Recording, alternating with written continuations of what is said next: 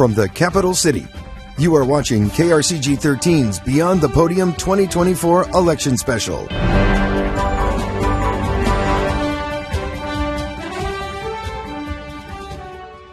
Good evening, and thank you for joining us for this KRCG 13 Beyond the Podium special. I'm Kermit Miller. And I'm Grace Gillis. There's a lot to get into, as this stands to be one of the more interesting elections in recent memory in the Show Me State. Missouri once was a bellwether state. Over 104 years and 26 elections from 1904 to 2008, Missourians voted for the eventual winner of the presidency every single time, with the only exception coming in 1956. But by the mid-2000s, Missouri began to make a shift, going from a consistent purple state to a reliably red one. For example, in 2008, John McCain beat Barack Obama here by just 0.14% of the vote. 12 years later, Donald Trump won the state by more than 15%.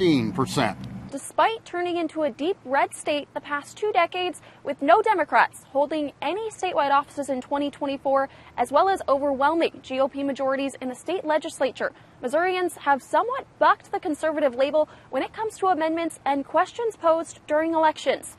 While voting for Republican governors and U.S. senators, Missourians rejected right to work, passed amendments to allow both medical and recreational marijuana use by adults, expanded Medicaid, and supported an increase in the state minimum wage. All things generally viewed as liberal policies. We give you that context to set the table for Amendment 3. Since the U.S. Supreme Court overturned Roe v. Wade in June of 2022, Missouri has imposed one of the most restrictive abortion laws in the nation. The Right to Reproductive Freedom Initiative looks to undo that.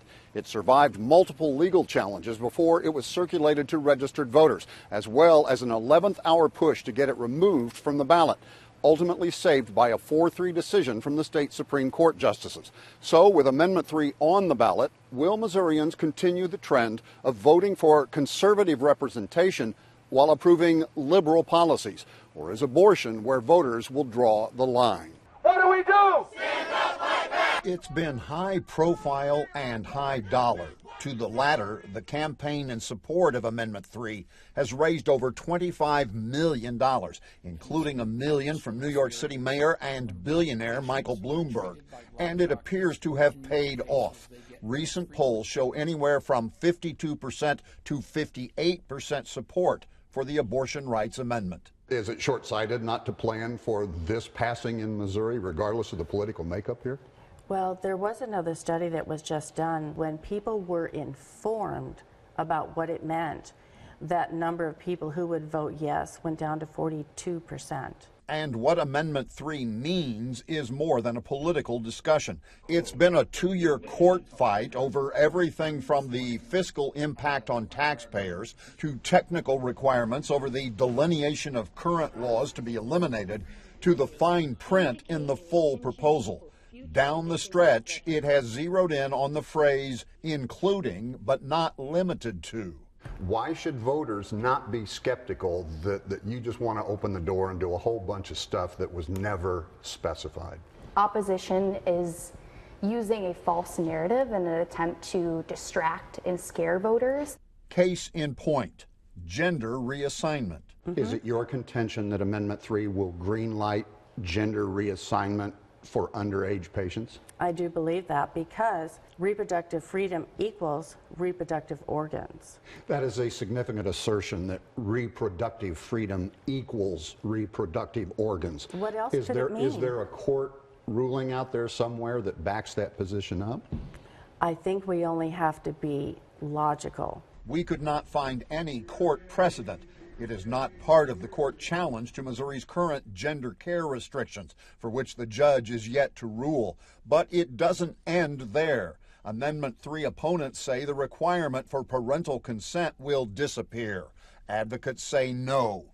Opponents say it will open the door to taxpayer-funded abortions. Again, advocates say no.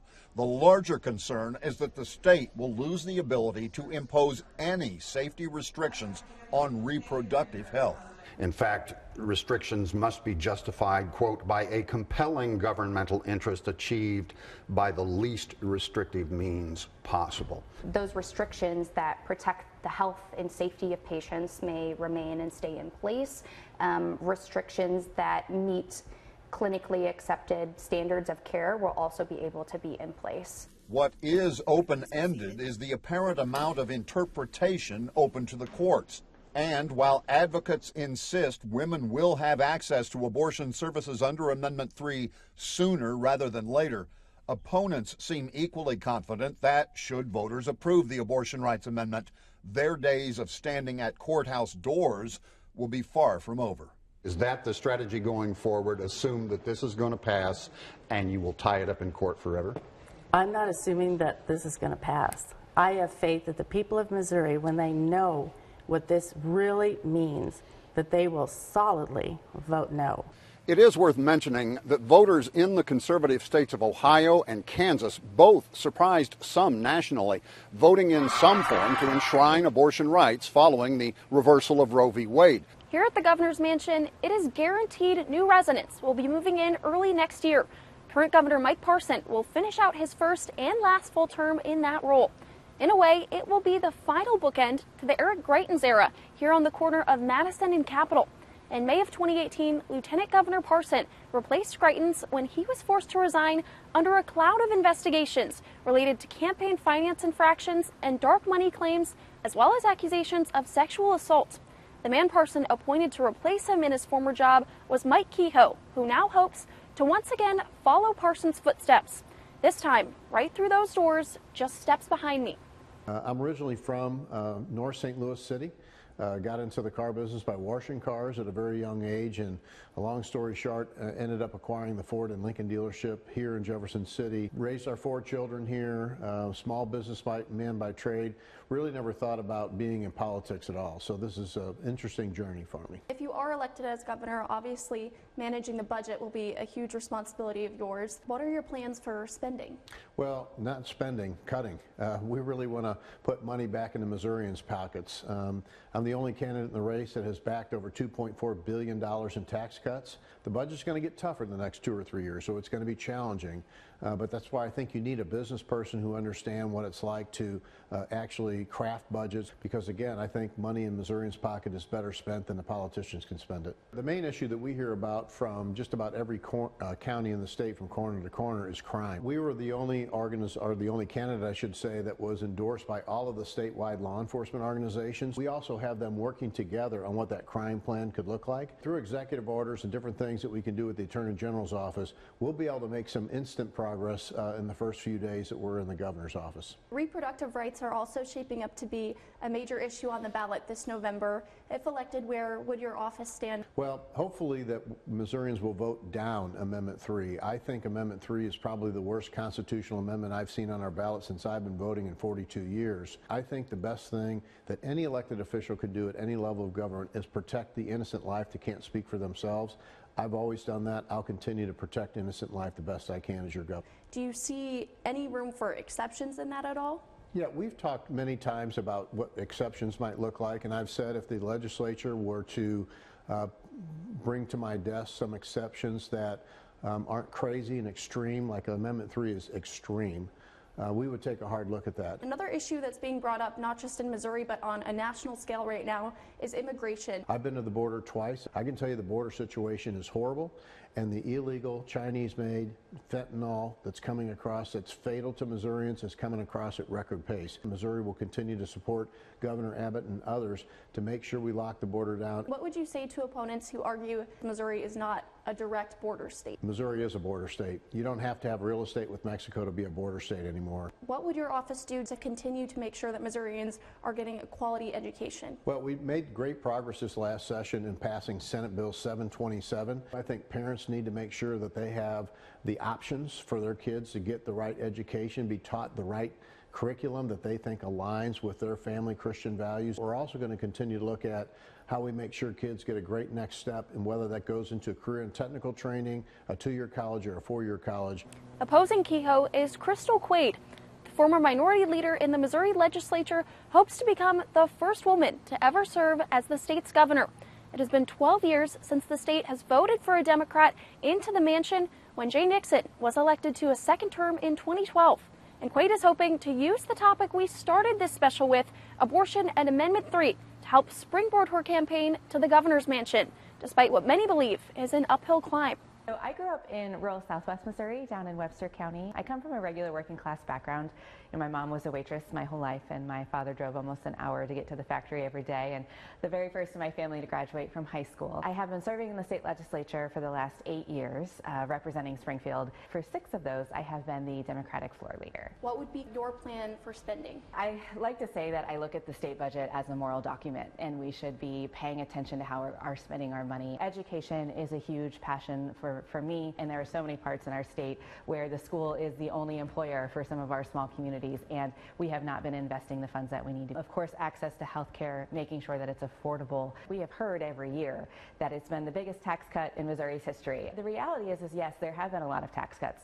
But again, they've been for the corporations. Not only do I want to look at how we are paying, who's paying what taxes and making sure that it's fair for working class folks, but I want to have conversations around the taxes that deeply impact people every day. Grocery taxes is a great example, and that's a thing that we could be addressing. What kind of key steps would your administration look to take just to make sure that Missourians feel safe? First and foremost is the shortage that we have for law enforcement officers. St. Louis City alone right now is short 300 law enforcement officers. Pay and benefits is a huge piece of this discussion. We've got to be able to have the individuals there to keep us safe. Reproductive rights may prove to be another big ticket issue. I absolutely believe that we should get politicians out of our personal decisions, like in our doctor's offices. I've personally talked to women who went in to see a doctor during an active miscarriage and are told, you're not close enough to death yet, you've got to go home.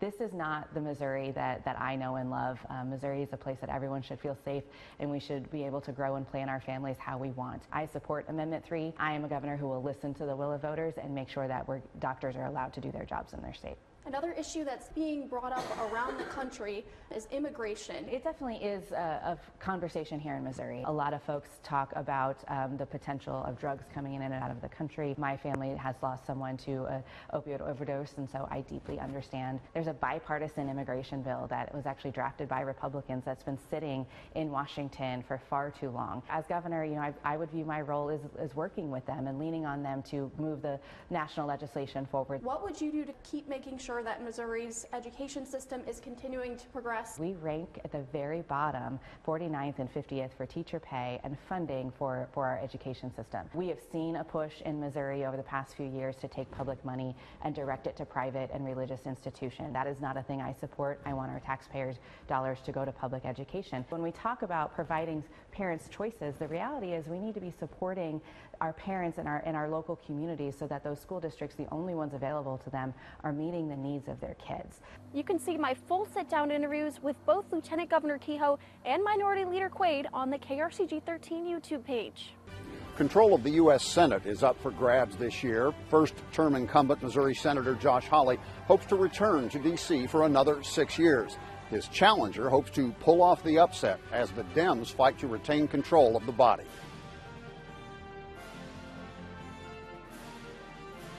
Control of the U.S. Senate is very much up in the air heading toward Election Day next week.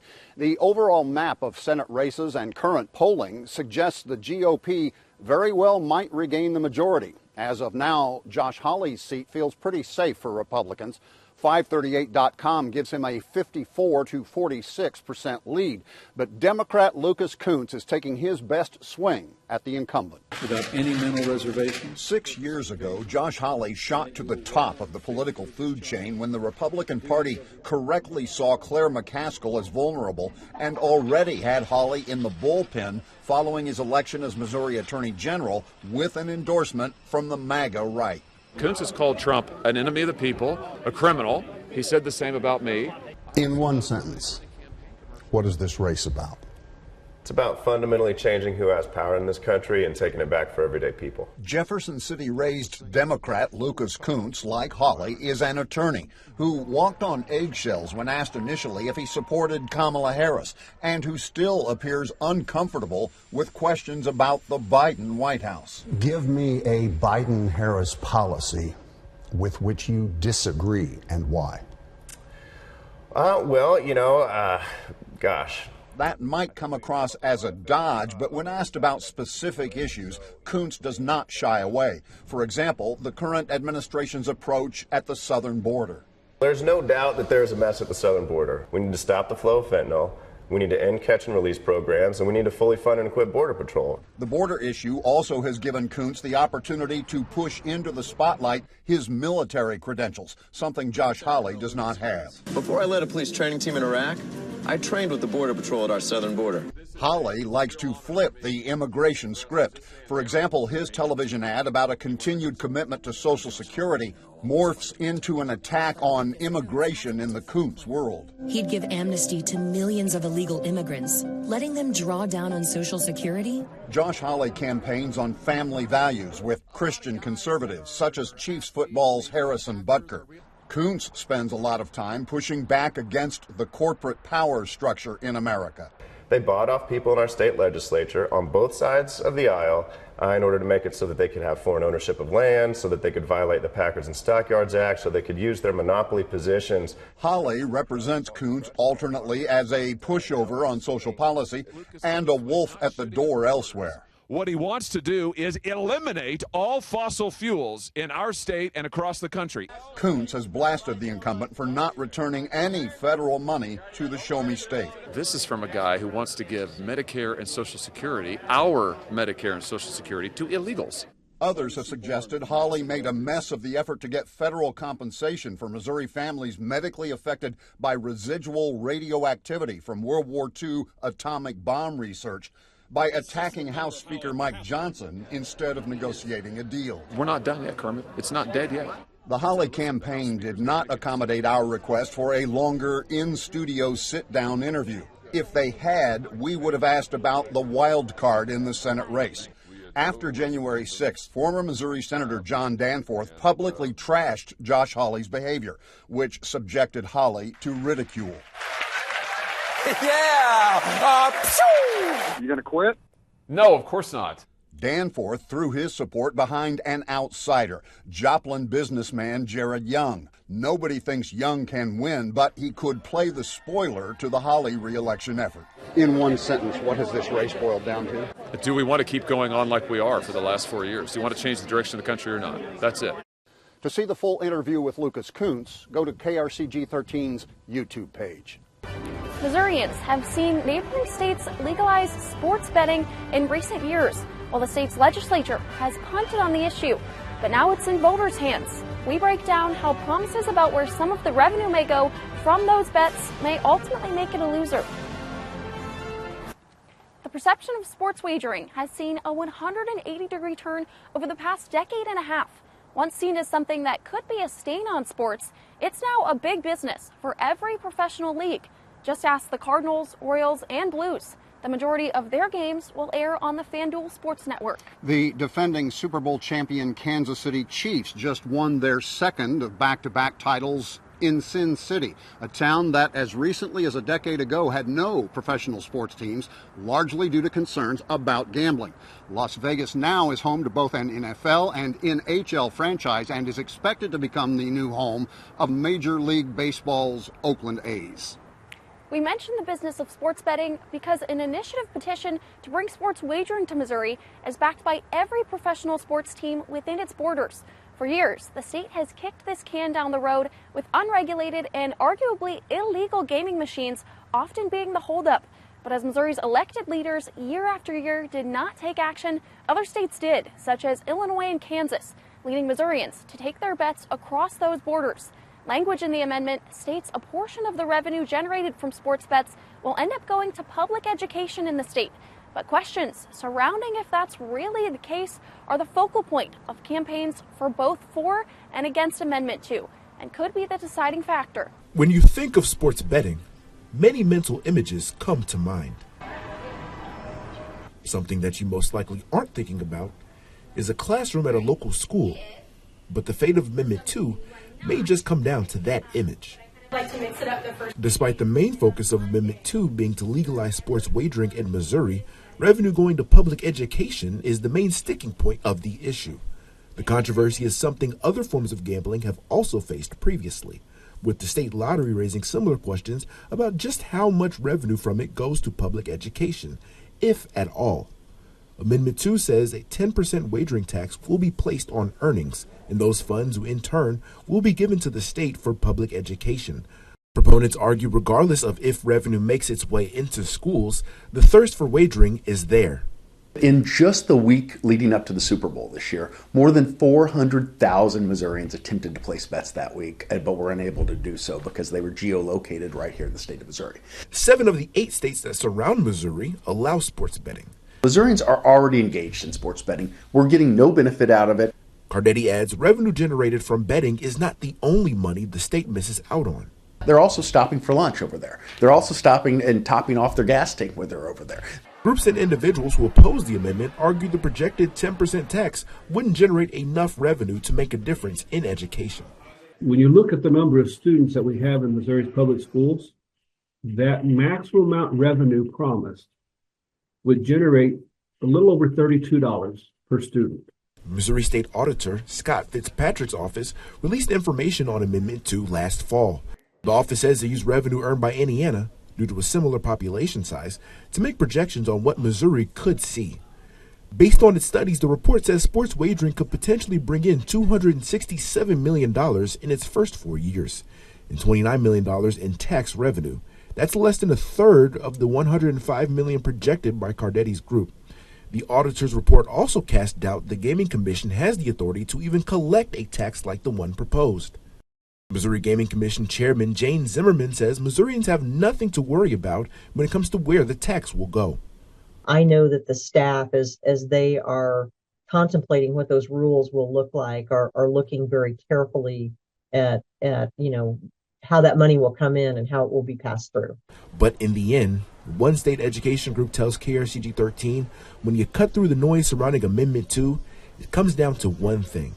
You should be voting on this amendment if you want to legalize sports betting, whether you want to or not. You should not be voting on this amendment because you want money to go to public schools. Podium in Jefferson City, Chris Rogers, KRCG 13. You can find a full breakdown of Amendment 2 on our website, krcgtv.com. Just look for the Beyond the Podium tab, where you can find all of our election 2024 coverage.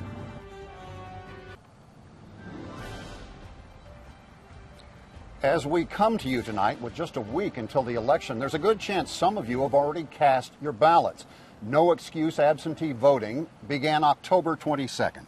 Across the state, county clerks report many residents are taking advantage of the opportunity. It makes me feel like I'm a part of it. We have child care, grandchild care commitments, and we wanted to be sure we got this done. Cole County Clerk Steve Korsmeyer says the new rules for early voting have made a big difference. Since the no excuse was voted in, we've definitely got more voters voting here. But even with votes cast, Korsmeyer says no ballots will be counted until 7 p.m. on Election Day, when the polls close. The polls open Tuesday, November 5th at 6 a.m. They will remain open until 7 p.m. If you are in line by 7, you are guaranteed the right to cast a ballot. Tonight, we've only scratched the surface of big-ticket races and issues in the Show Me State election. Scan the QR code at the bottom of your screen now to watch even more of our election coverage with Megan Lane back in our KRCG 13 studio. But for now in Jefferson City, I'm Grace Gillis. And I'm Kermit Miller. Thanks for joining us.